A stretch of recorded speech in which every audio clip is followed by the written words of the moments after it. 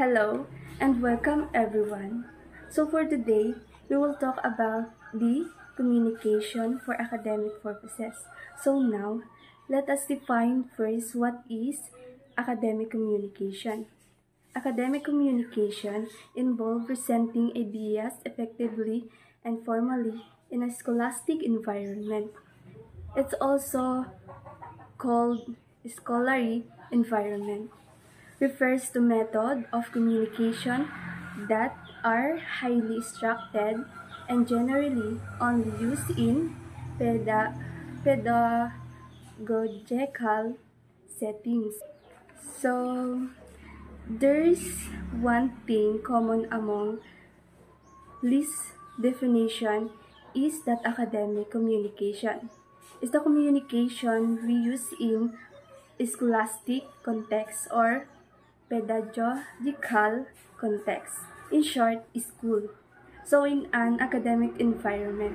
So if you talk about academic paper that you submit to your professor, and if you talk about research paper, and if you talk about your problem solution essay, all this paper that you submit in the context of the learning in teaching paradigm that actually academic and nature. So one challenge of student is that they are having a hard time arriving at an academic paper because number one, they don't know how to resolve. Number two, they don't know what to put in do it. Arriving at an academic paper. The first one is selecting topic. Selecting topic for academic paper is very important. Why? Because this is your paper, the direction, this idea is your paper, and this actually, limits your paper into what should be put into it. Without the topic, everything is just so messy and you don't know how to start. Secondly is formulate a working thesis statement. So, ang pagbuo ng isang working thesis statement ay mahalaga sa pagdating sa pagsulat ng isang academic paper. Dahil ito ay nagbibigay ng direction at focus sa iyong pananaliksik at pagsulat. Next is prepare preliminary question. So, preliminary question is ang paghahanda ng preliminary question ay mahalaga. Bakit? Dahil sa pagdating sa pagsusulat ng isang academic paper, dahil ito ay nagbibigay daan sa masusing pag-aaral at pagtukoy ng tamang direction ng pananaliksik. And also, nagbibigay ng focus, nagpapalalim sa pag-unawa. Next is find source. So, ang paghahanap ng mga mapagkukunan o sources ay isang mahalagang bahagi ng pagsusulat ng isang academic paper. So, example, pagpapakita ng kaalaman. Sa pamamagitan ng mga mapagkukunan, ipinapakita mo ang iyong kaalaman at pag-unawa sa paksa. Ito ay nagpapakita ng pag-aaral at pagsusuri sa iyong ginagawa upang suportahan ang iyong mga ideya. And also, ang paghahanap ng mga mapagkukunan ay mahalaga sa pagbuo ng isang maayos at epektibong academic paper. Ito ay nagbibigay ng daan sa atin na magkaroon ng suporta sa iyong argumento, magpakita ng kaalaman at pang-unawa at madagdagan ng bagong informasyon sa akademikong discourse. Next is take down and organize notes. So, ang pagte-take down at pag-aayos ng mga notes ay isang mahalagang hakbang sa pagdating sa pagsulat ng isang academic paper. Next is outline your paper.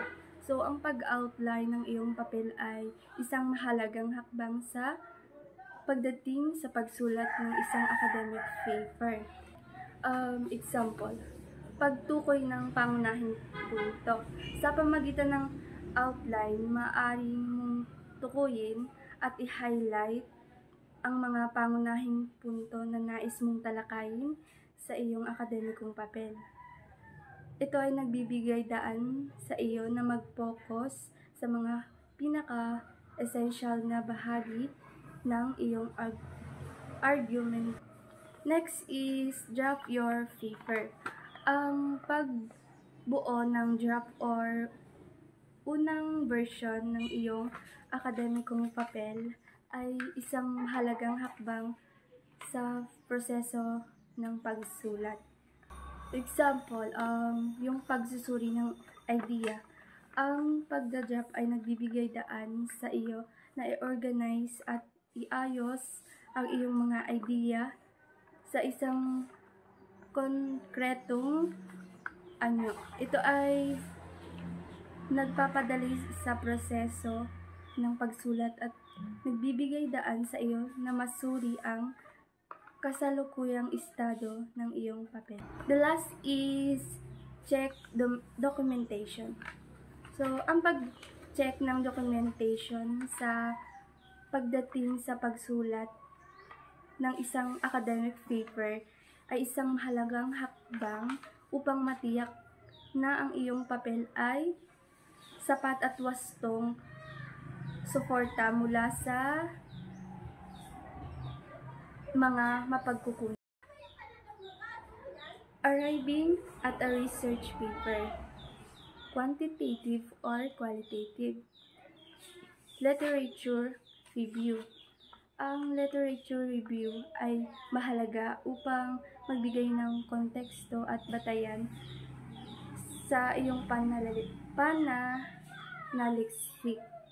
Ito ay nagpapakita ng kasalukuyang kaalaman at pag-aaral hinggil sa iyong paksa. Nagpapakita kung paano ito nauugnay sa iba pang pananaliksik at nagtuturo sa mga pagkukulang o puwang sa kasalukuyang kaalaman. Methodology. Ang methodology ay naglalarawan ng mga hakbang na ginamit sa pagkuha ng datos at informasyon para sa pananaliksik. Ito ay nagbibigay daan sa mga mambabasa na maunawaan kung paano nakuha ang informasyon na ginamit sa pag-aaral at kung gaano ito naging epektibo. Findings. Ang finding ay naglalaman ng mga konkretong resulta o datos na nakuha mula sa iyong pananaliksik. At ito ay nagpapakita ng mga natuklasan o natagpuan sa proseso ng pagsasaliksik at nagbibigay daan sa pagpapatibay ng iyong argumento. Analysis.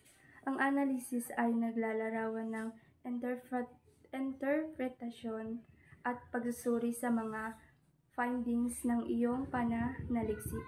Ito ay nagpapakita kung paano mo nauunawaan at inuugnay ang mga datos sa iyong hypothesis or research question at kung paano ito naglalarawan ng mas malalim na kahulugan. Recommendation. Ang recommendation ay naglalaman ng mga mungkahi o rekomendasyon batay sa iyong findings at analysis. So, ang mga bahaging ito ng research paper ay mahalaga upang magkaroon ng maayos at epektibong pag-aaral.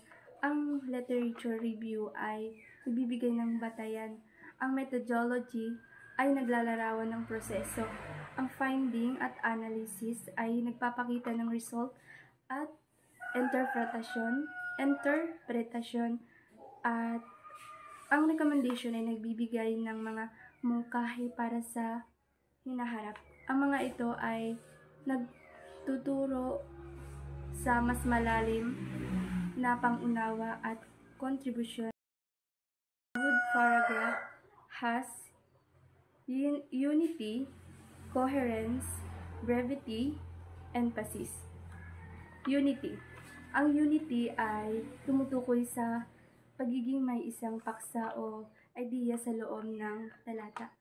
Mahalaga na ang bawat pangungusap ay nagtutulungan upang suportahan at linawin ang pangunahing idea ng talata.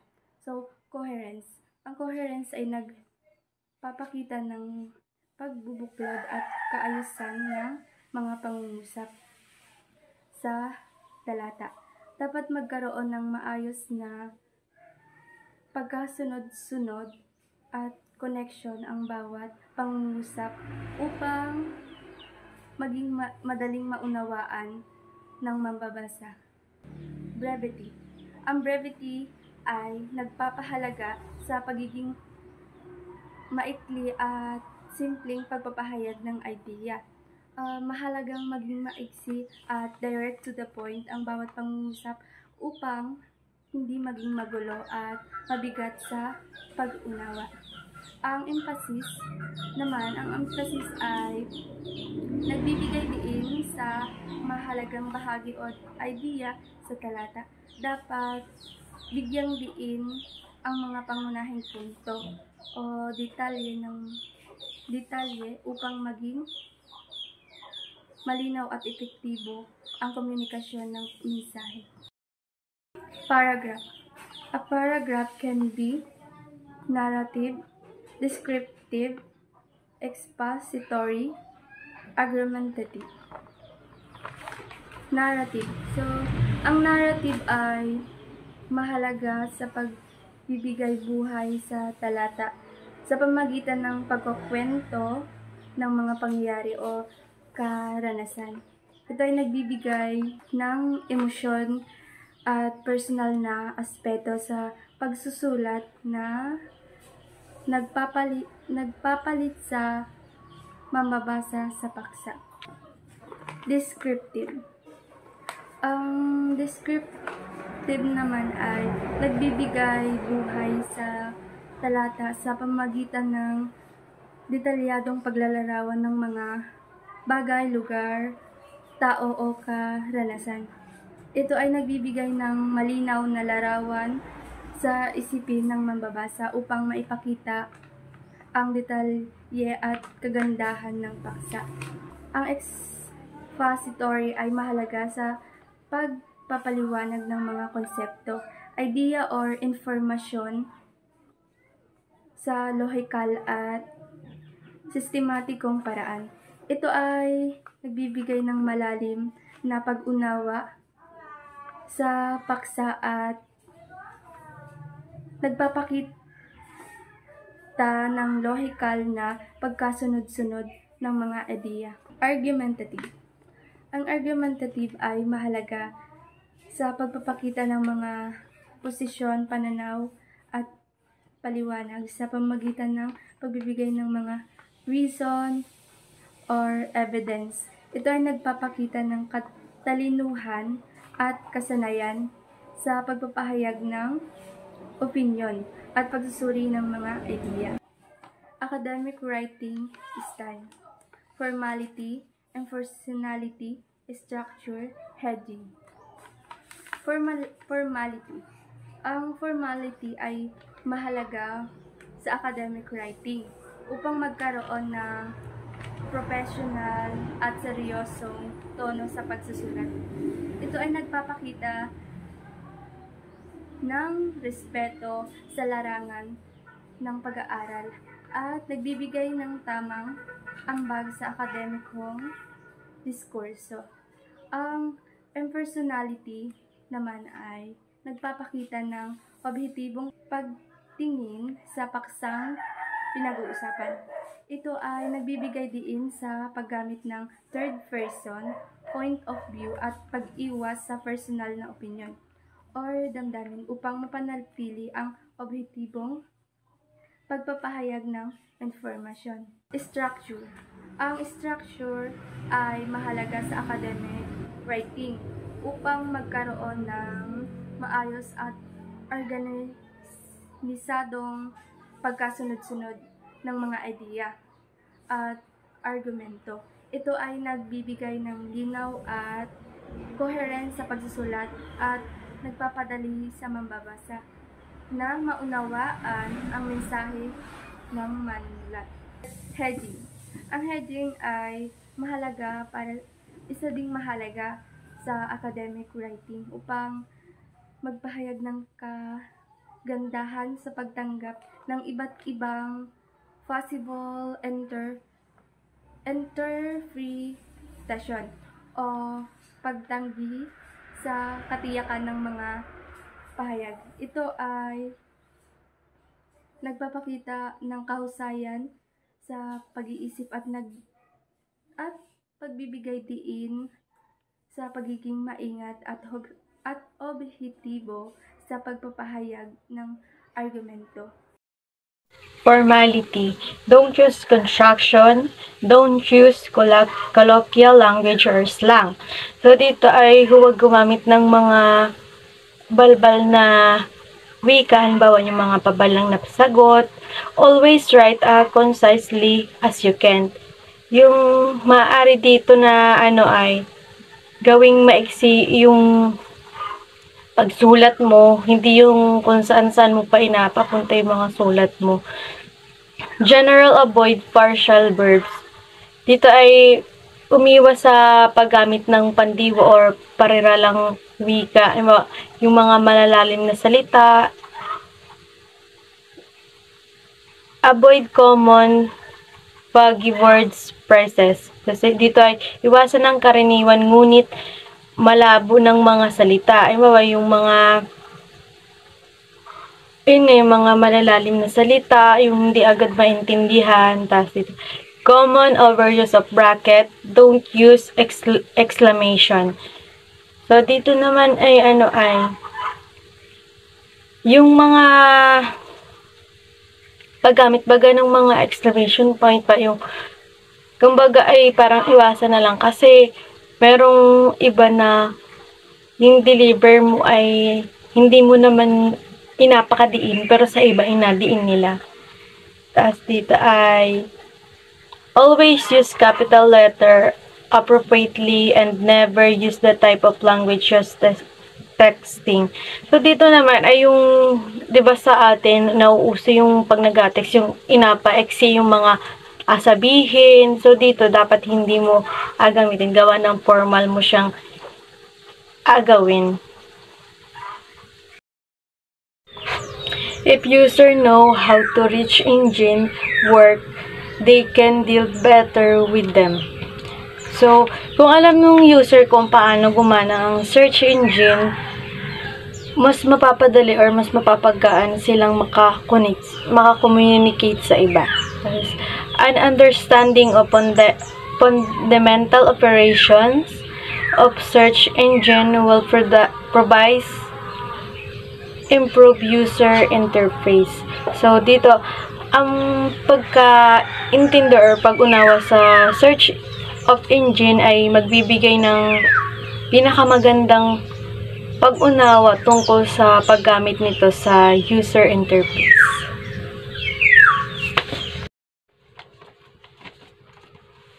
So, the week-long power outages use the store into the stock of battery. The week-long power outages consume the store entire stock of battery. So, dito naman ay kumbaga may reserba kang battery, mas mapapatagal mo yung consume ng stock. The newly installed system has enabled Office to throw away outdated files. The newly installed system has enabled Office to discard outdated files.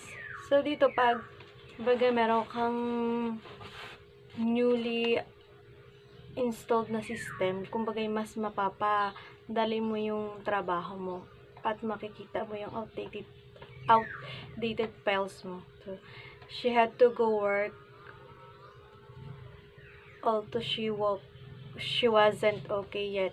She had to go to work, although she was not okay yet.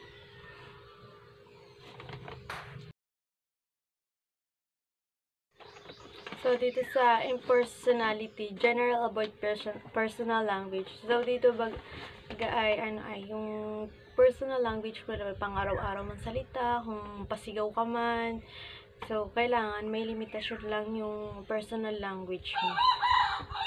Never use emotive language, be objective rather than subjective. So, kung dito ay iwasan yung paggamit ng emotive language, katulad ngayon sa personal language mo, kailangan may limitasyon lang yan. Avoid being too dogmatic. So, dito ay parang pagiging bastos or yung mga walang limitasyon na salita mo. Consistently use evidence from your source, reading, and reference this correctly. So, dito naman yung kailangan mo, di ba, pag kukuha ka ng iba sa isang video, kailangan kukuha ka ng reference na kinuha mo yung parang may may guide ka ng kinuhaan mo, hindi yung parang magka-copy-paste ka. Tapos, avoid sexiest language. So, dito naman yung mga yung mga malalaswang salita mo, mga pabebe mo, kailangan formal kang magsasalita.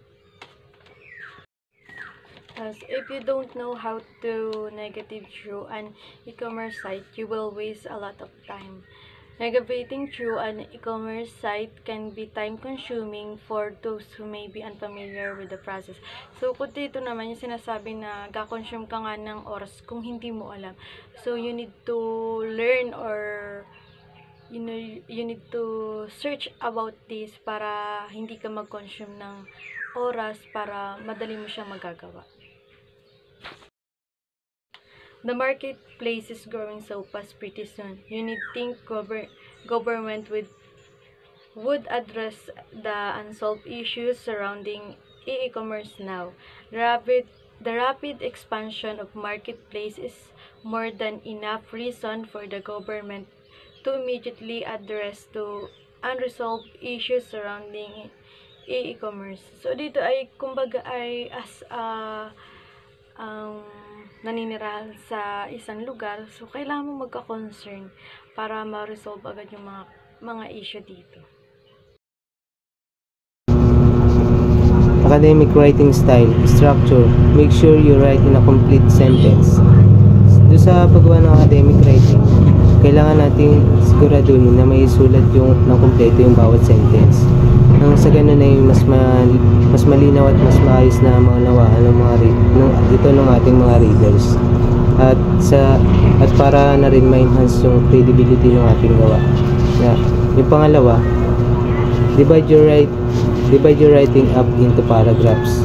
Sa pag-divide ng writing into paragraphs, ito ay mahalaga para ma-maintain yung kaayusan at ma-enhance yung readability ng iyong readability at maging effective na may parating mo yung ideas sa academic writing. Katulad na lang ng bawat paragraph na magpo-focus sila dun sa single main idea or dun sa topic. Sa ganun ay magiging madali itong masundan. Ng mga readers. Yung pangatlo natin ay yung use connecting words and phrases to make your writing explicit and easy to follow. Yun nga yung paggamit ng mga connecting words. Parang may gusto tayong idugtong sa ating paggawa ng academic writing. Maaari nating lagyan katulad ng mga additionally, furthermore, also, nang sa ganun ay para hindi sila mahirapan o hindi sila malito, para mapadali yung kanilang pagsunod.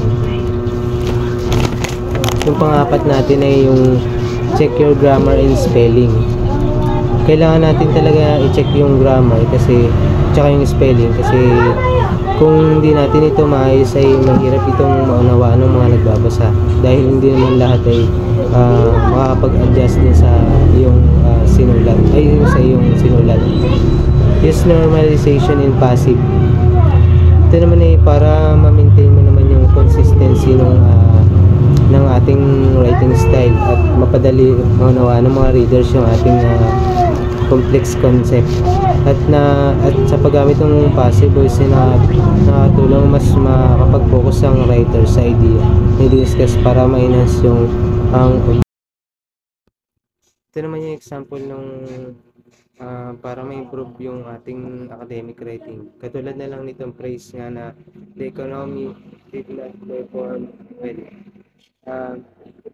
Yun ay parang kulang yung inabigay yung specificity at yung precision.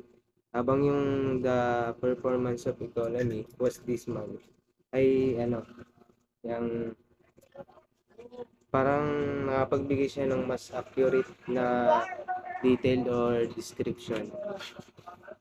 Tsaka ito pa yung saying the company can use the cost saving to add value to their products. The cost saving can be used to add value a company products. Yung nakalagay yung can use tsaka yung can be used. Edging. Use impersonal subject. Ito yung mga madalas na ginagamit na strategy sa academic writing para mag-promote ng objectivity, acknowledge uncertainty, demonstrate modesty, at encourage yung critical engagement dun sa text. Pangalawa, use passive verbs. In academic writing, using passive verbs are used to emphasize the action or event rather than the agent, fostering objectivity and focusing. These linguistic choices enhance the formal and impersonal tone unexpected in academic discourse, contributing to the credibility of professionalism of the writing. Use verb.